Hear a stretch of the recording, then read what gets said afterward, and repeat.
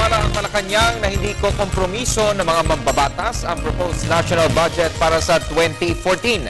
Ay kay Deputy Presidential Spokesperson Abigail Valte, ikokonsidera ng mga mambabatas ang merito at kagalingan ng mga programa ng gobyerno.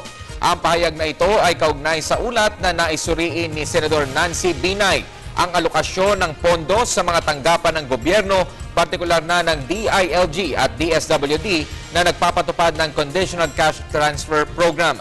Dagdag pa ng opisyal, kayang ipagtanggol ng mga pinuno ng naturang ahensya paglalaan ng pondo sa implementasyon nito.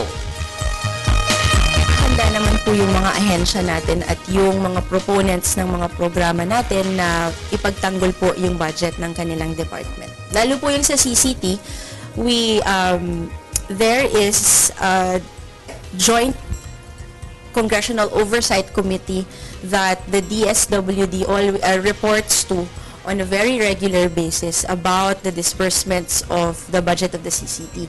In the same way that we have submitted, we always submit to that, lagi pong magiging handa yung ating mga kalihim at yung kanilang at yung aming mga kasamahan para sumagot po ng mga tanong tungkol ho doon sa mga proposed budget natin sa Kongreso.